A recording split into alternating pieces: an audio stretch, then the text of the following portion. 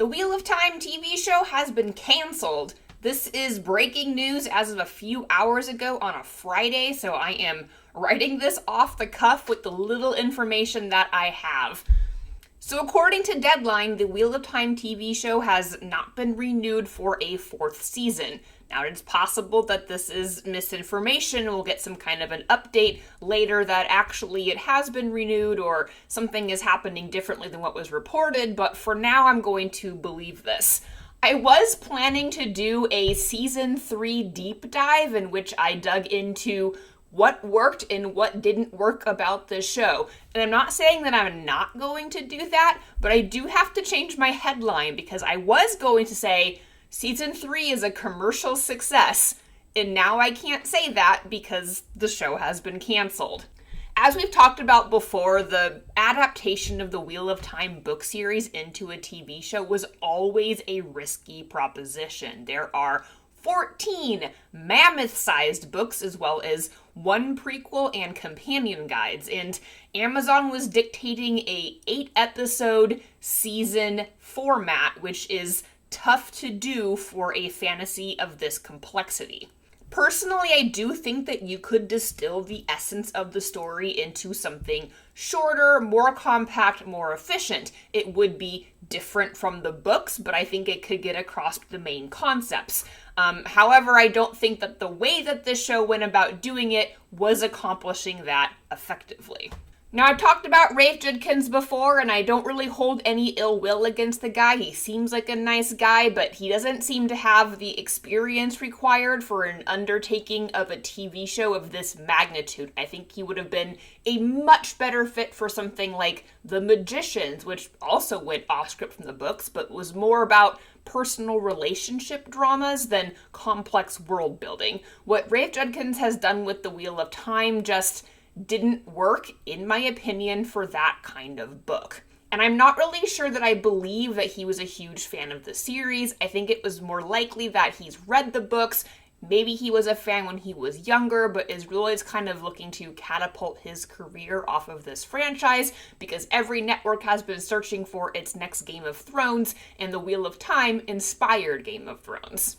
What is most frustrating about the Wheel of Time TV show, which I'm sure a lot of my viewers will remember, is that it was promoted differently than it actually ended up being. So what I mean by this is, leading up to the show, we got these trailers and drops in the media that the show was working with Brandon Sanderson, who authored the last 3 books, that they were utilizing fans in the writer's room to help with the continuity and character accuracy of the story. So you got the sense the people that were adapting this series really cared about it and were trying to do right by the fans. They even got influencers involved who have entire YouTube channels dedicated to this content, inviting them to launch parties in exchange for coverage.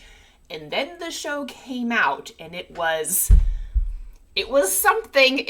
I'd have to go back and rewatch those first 3 episodes, but what I remember was thinking, oh, I don't know if this show is going to be good. Oftentimes I don't like adaptations, but sometimes I do. Saw the trailer, saw the hype, got excited about it, decided to watch it, watched those first 3 episodes, and I was like, what is this? What did they do? This is not it. This is not the story. And then I tried to get on board with it more, thinking like, oh, maybe I'm just reacting negatively because it's different. That's a human reaction, especially if you were a huge fan of something and they've adapted it and it's not like quite the same. I've had that experience before with other media. And I did somewhat like the middle episodes for the acting, for the costumes, for some of the creative choices that they made, but then it all fell apart at the end of that season, and the entirety of the second season was more of the same with a better, brighter budget, and I would say that season 3 was more of the same from season 2, but it had some of the most interesting plot arcs from the entire series to work with, and so some people who watched it thought, wow, it's really hitting its stride.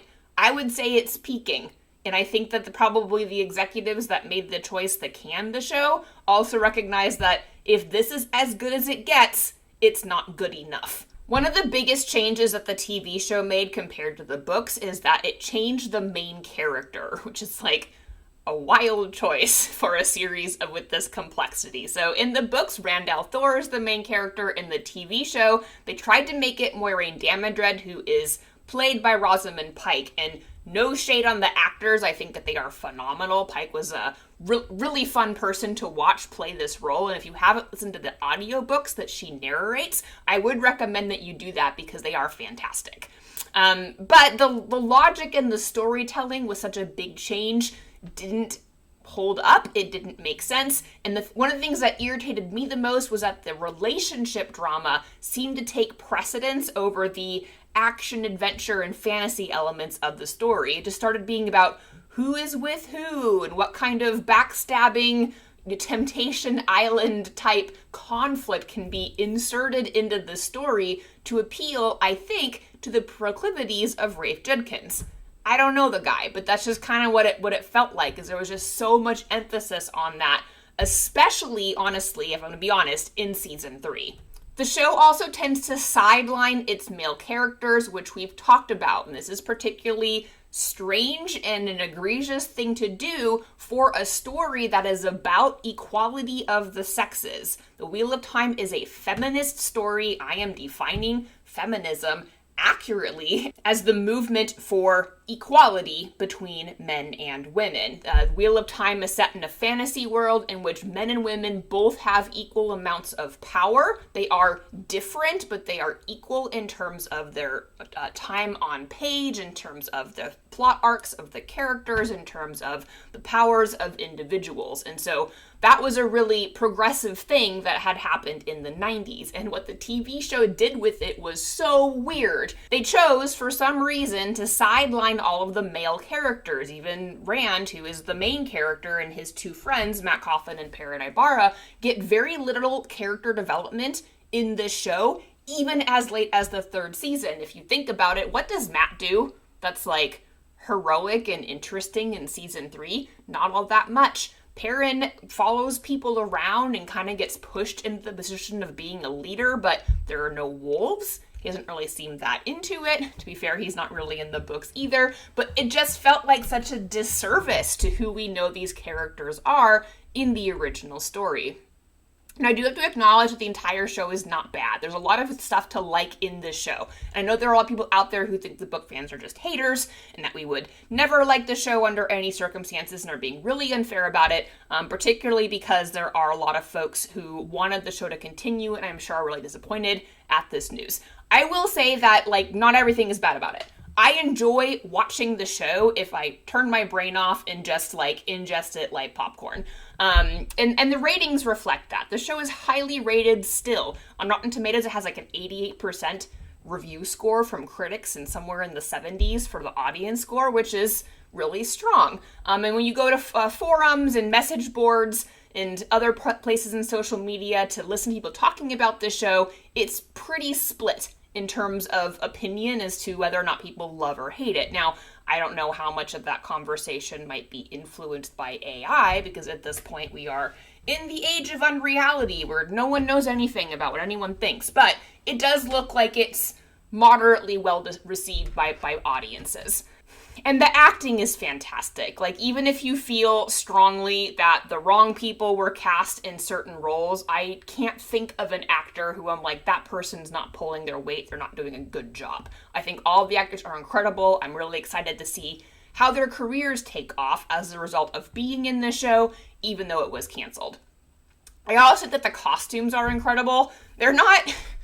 go back and forth on the costumes. They're not book accurate, but I think that that's okay. I think what they're doing with the costumes where the Aes Sedai at least and some of the royalty characters look like they're wearing runway couture all the time in the most random of places does something for the commercial appeal of this series in a visual medium. It's not exactly accurate to the books, but I'm going to give some snaps and some props to that costume team because what they're doing is visually interesting. I can't deny that. Even if I hate some of the costumes or don't think that they work for a scene, they are something to talk about. And I think that part of it is well done. The marketing of that is well done. The effort they put into it, I think, was worthwhile. But the biggest failing of the show, or one of the biggest, is just how illogical some of the scripting is. Like scene to scene, episode to episode, there are just things that happen that feel kind of like head scratching. Why would this character do this in this situation? It doesn't make sense based on a conversation they had just 2 or 3 scenes before or an episode or 2 ago. And that takes me out of the story, I think, more than it does other people. So that was hard for me to set aside as something that I can enjoy the show but not notice this. I can still enjoy it, but I do notice it. It does detract from my enjoyment. What I think they ultimately missed, though, in the show, and probably contributes to the reason that it was canceled, was it just doesn't nail the themes. And if you don't understand the themes, then the entire essence of the show, like what it's about, doesn't really have anything to hang on. So here are the 4 themes that I think the show should have prioritized, but in my opinion didn't. The first one is that being the chosen one is the worst. And this is very important because the chosen one is a trope in fantasy. It's been a trope in fantasy for quite a long time, and there are a lot of authors who kind of do this, you are the chosen one, you go on an adventure, and at the end you're, in a much better place than where you started. You got yourself some rewards of some kind, like there's character growth and kind of like that questing vibe of it. But The Wheel of Time does something different in that it makes being the chosen one something that is really, really terrible. And the main character, as a result of being the chosen one, becomes a worse person as a result of that responsibility being thrust upon them. Now, you can't argue that Lord of the Rings does this too with Frodo. It's a little different, but there is an inspiration there. But I think that Robert Jordan took it to a new and different level with his history and kind of understanding of human societies and how awful we can be to each other and what that does to us when we are thrust into a position of power. So for those who haven't read the books, if you're watching this, Rand al'Thor is the Dragon Reborn. The Dragon Reborn is the reincarnation of the dragon, who is a historical figure that defeated the Shadow at the cost of breaking the world. Like, literally, he pulls down the One Power and splits continents, and it is absolutely devastating to everyone who still is alive after the War of Shadow. As a result, few people remember that defeating the Shadow was something that the dragon did. They mostly just remember the breaking of the world, and myth and legend has corrupted the story to the point that the rebirth of the dragon is something that is feared because it is known that he is destined to break the world again. As someone who can channel, which Rand discovers in the first book, he knows that he is doomed to go mad and die because the male half of the One Power is tainted. And when the Dark One fought the dragon won and sealed the Dark One away, but in his counter-strike, he tainted the male half of the One Power, what's called the True Source. So Rand knows that he has to try and defeat the Dark One this time before he goes mad, so that he won't break the world again. And those are some serious stakes. They are also augmented by the fact that all the people that Rand grew up with abandon him when he is revealed to be someone who can channel, and then is further revealed to be the Dragon Reborn. Like, they're still kind of there, but there's not that emotional closeness. Like, nobody is helping Rand through this trauma or the responsibility of what it is that he has to do, except for Moiraine in some respects, but she sees it more as like a position or a job that he has to do. She's not really helping the person that is Rand. And so I really wanted the show to capture that because it's probably one of my favorite things about the book series, and I just don't think that it did. In season 1 in particular, it muddles it because it makes it a mystery as to who the Dragon Reborn is. Is it Rand? Is it Mat? Is it Perrin? What about Egwene? What about Nynaeve? In order to make the women candidates for this potential prophecy, they have to change the magic system and the lore entirely, and then it also changes the stakes of what happens, because if a girl is the Dragon Reborn, then she wouldn't go mad. And then it's a positive thing. Being the chosen one is no longer necessarily the worst thing. So the entire like premise of the book disintegrates when you make that big of a change in the story, which is what the TV show did. Now, the second theme that I think is really important that they have to include and arguably didn't do very well is that women and men have to work together. In the Wheel of Time, I think I mentioned, there is equality between the sexes. There are different interpretations of male and female roles in different cultures, which we get to explore one by one and kind of see the differences, which is really interesting. But there's not systemic oppression on the basis of sex outside of a few out of the main locations like Farmatting, sort of the White Tower, but not really. So Farmatting, I think, exists because Robert Jordan probably heard feedback from people, and then like book 10 or 11 was like, no, I'll show you what actual systemic oppression looks like, and he wrote Winter's Heart, which is not everyone's favorite book for a variety of reasons, but I think that the plot lines of what happens in Farmatting contributes to that in either a known or unconscious level, because the men are systemically oppressed in Farmatting. It is an actual matriarchy. We don't spend a lot of time there, but the chapters that we do spend there are kind of a slog. In the Age of Legends, though, when the dragon was alive, men and women both wielded the one power, and it was an era of peace and plenty and equality for all. After the Dark One comes and the War of Shadow with him, men and women cooperate less. When the dragon fought the Dark One, he took only male companions with him because the women didn't agree with his plan and wouldn't come. As a result, the Dark One is sealed away, but the male's half of the true source is tainted in the counter-strike, and I think that you could argue that if the dragon had included women, the Shadow would have been defeated at that time for good. But I think you could also argue that both sides would have been tainted and all hope lost. And I don't remember at least, that the story gives like a clear way that you're supposed to interpret that. Regardless, in the present day when Rand is alive, only women wield the one power. Men who can channel are doomed to go mad and die. When they are found, they're hunted and gentled by Aes Sedai, both for their safety and the safety of others, but that's not much better than being dead because they will lose all will to live. So in order for Rand to triumph over the Shadow, he has to find a way to either work with or subjugate these women who see him as kind of a dangerous animal that must be tamed. The TV show kind of gives us this. It sets it up with Logain like a little bit, but it muddles it so much that it's really hard to understand what the premise is and what the stakes are, because we're told like in that first episode that men make the one power filthy, not the Dark One's taint. And although you could argue that's Leandrin's interpretation, she is Aes Sedai, so she shouldn't be able to lie, and I think that the show takes wild liberties with that concept, even if it's like, well, maybe she believed it, though. Like, I just wish that they had done more accuracy, because the whole point of Aes Sedai is they can't tell you untruths, supposedly.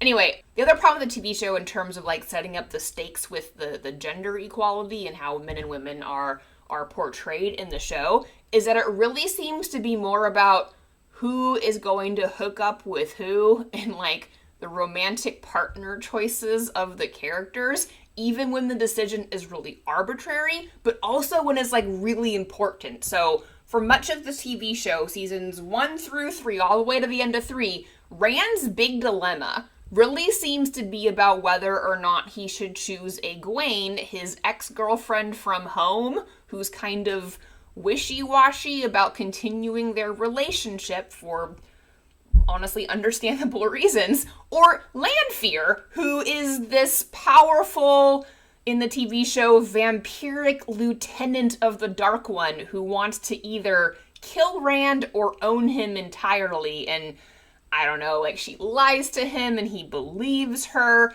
and the whole, like, situation with them is, like, the through line of season 3. It's what the whole tension is about, and then ends with, like, a fight between Lanfear and Moiraine, and then kind of Egwene coming in. I don't know. Like, the whole, like, premise of that season being based on whether or not Rand should be sleeping with the enemy, to me, was not a strong plot point to pin your series on. Anyway, theme 3 that I think they should have kept is that evil is more common than you think. So in the books, evil is evil in multiple ways. It shows up in multiple forms. The main one, kind of like the crux of the story, is that allegiance to the shadow is something that you can choose. You can choose to become a friend of the dark or a dark friend. And the number of people that do this is grossly underestimated by the people who are either with the light or at least kind of neutral to the philosophies at play here.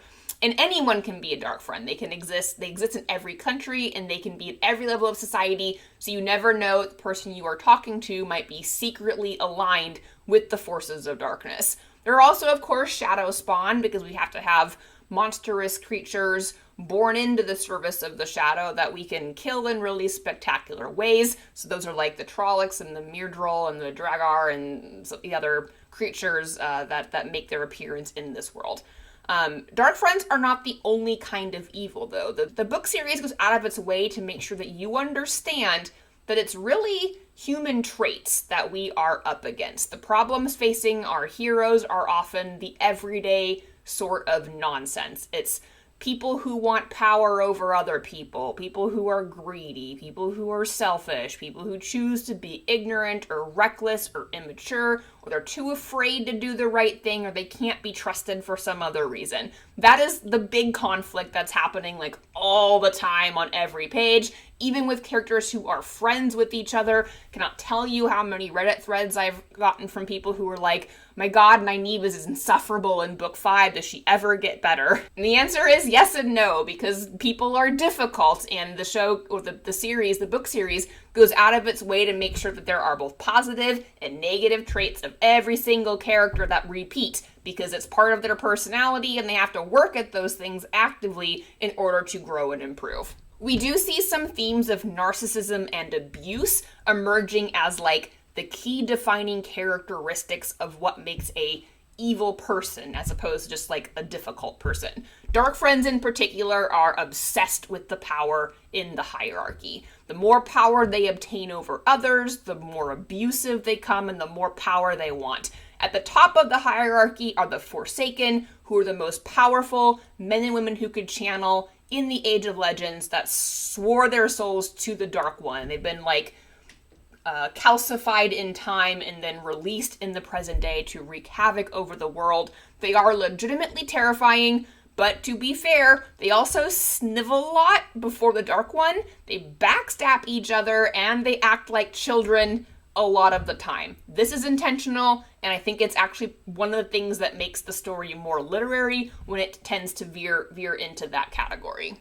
It's also important to point out that evil is not static in the Wheel of Time. One of the great conflicts in the series is how Rand slowly becomes corrupted by the power that he gains, and the pain and the neglect and the abuse that he feels, as well as the encroaching madness that is coming upon him, both from the taint on the One Power and also from the pain, neglect, abuse, and trauma that he endures. While evil is about choices, it's less about one big choice, I shall swear to the shadow, than it is about the many, many small choices that we make in our treatment of other people. Rand has good reasons not to trust other people. He has reasons to hate other people, to become frustrated with other people when they don't cooperate with him. Rand's internal struggle is to not become abusive in order to gain the control that he seeks in order to save everyone. And he very much fails at that. I think the TV show was setting up for that and would eventually have gotten there if it continued. Rand's corruption is not a major obstacle in the early books, and the show only covers the early books. The problem is that the show doesn't take the time to really establish Rand's character. We don't see him doing the selfless, heroic things to save others that he does in the original story. There's like a few homages to him being like a nice person, a kind man, a guy who sticks up for his girl and is like helpful to his father, but not in a way that we would think, gosh, this is the last person that would turn to the shadow, the way that it's set up in the books. In the TV show, it kind of feels like his corruption is inevitable, and he's like definitely going to turn to the dark. Okay, last theme that I think is absolutely indispensable is the lack of control that humans have in the trajectory of the world or in the victory of light over darkness. There's a running philosophical commentary in The Wheel of Time about how much individual threads in the pattern are able to control the holistic pattern. It's not much. It's a bit higher for ta'veren that are kind of pulling things in their direction, but the average person is not making a huge impact by their own will on the pattern. They might be positioned in such a way that they have a big impact based on all the other factors at play. You could argue that that's true of both Egwene and Nynaeve and also Elaine and other characters that we're introduced to, but it's not because they are trying necessarily to do those things. The wheel weaves as the wheel wills, as Moiraine likes to say, and the wheel is weaving the pattern, and the pattern is this like huge, gigantic, incomprehensible thing that makes up the age lace that spans all eternity. It's completely impossible to comprehend. Humans can't think back more than like a year or two, really, in the scheme of things, and so it's difficult for them to comprehend how all the threads together create the pattern at all. Of all of the characters, Moiraine Damodred is arguably the most philosophical. She is the one who really understands at a philosophical level the war that they are fighting. But even she has to learn to give up control. She has to learn that she's not in control. In the early book, she operates under this illusion that she's wise and that because she understands what's at stake and she's the one who figured out where the Dragon Reborn lives and has got him under her wing, that she has more control over destiny than she really does. Even in small matters, she learns that she really cannot control anything. The pattern is not something that she sees or understands. She has to learn to let go and trust it, and she has to learn that she is the supporting character. She's not the main character. The TV show kind of attempts to capture this, but because it casts Moiraine as the main character and advertises the show that way, I think it becomes bewildering to audiences what it's trying to say. It focuses on Moraine's failings, like her mistakes, her hubris. It doesn't really show her wisdom at all. And the character, in my opinion, works better as a mentor than a main character because her arc and her learnings are so largely philosophical. Rand has to learn the same lesson that Moiraine does, but it hits harder when he learns it because Moiraine learned it first, and we go through it with him and everything that's such high stakes for him. In the TV show, Rand is barely developed, and everything that they add about Moiraine to give her character more depth feels meaningless or unnecessary. So, for example, I did not need to know that Moiraine had a sister or any of that added plotline that they put in Cairhien. I did not need to follow Moiraine when she had been fake stilled in season 2 only to discover that really she wasn't. I also did not really need her love story with Swan. It was cute, but it was necessary. The story is not about Moiraine, it's not about her personal drama. The story is about the Dragon Reborn and whether or not he can save the world from darkness. It's supposed to be about good versus evil, the light versus the shadow. The lore supports this concept, this transcendence of the moment into the entire structure, the entire epic of humanity. The revolutions of the wheel show that time and again humanity must choose and choose and choose and choose the light, because if we ever mess up, the shadow will conquer everything. And that's difficult because humans are selfish and ignorant and scared and traumatized, and we fail to support each other the way that we need to prevent this calamity from happening. But if we do choose the light in all the ways that we are supposed to, in aggregate, at every thread level, the wheel weaves a tapestry of light. I think that these themes are really topical today. I would have liked to have seen a show that was about the miscommunications of the sexes rather than one sex trying to dominate or overshadow the other. I would have loved a show about invading empires and cultures being subsumed by this like colonialism from both the Swanchan and also Rand's growing empire. I would have loved a show that explored the dangers of narcissism and nihilism and how those types of philosophies can be the end of us. I mean, it shouldn't surprise anyone that the Wheel of Time inspired Game of Thrones. The show could have been the next Game of Thrones. It's a similar type of story about realistic history It just has less misery. And I think that would have been really appealing to a lot of people, even more people than it did appeal to in the 3 seasons that we got, if they had done it right. But they didn't do it right. Instead, the show spends so much time on characters hooking up with each other that it ignores the stakes of the story. It uses trauma as kind of like a spice to give us character interest without really exploring the ramifications or how those characters would develop as a result of that trauma. In other words, it's corporate fan fiction of the Wheel of Time more than it is an adaptation of the original source material. And while I like fan fiction, I think it has a place in the world of writing, I am not surprised that this show has been canceled after season 3, because I do not think it would get better from here. Maybe if we are really lucky, if the show is popular enough, if it showed enough promise, we'll get some kind of other adaptation of this book series someday in the future, maybe. If they do, I would love it. I would absolutely give the series another go. But as it stands, this is the Wheel of Time that we got. It's only 3 seasons. It takes us through some of the more compelling material in the books, but doesn't give us a satisfying conclusion, and I'm okay with that. I'm okay with this show ending. What I'm really excited about, if I'm excited about anything, is the number of new book fans there are as a result of this show airing. So if you're really sad that Wheel of Time TV show has been canceled, my heart goes out to you. I know it's been a rough ride, but there are the books. Please read the books. Let's build a community around other fantasy shows and series that we can enjoy together. And that's it. So until next time.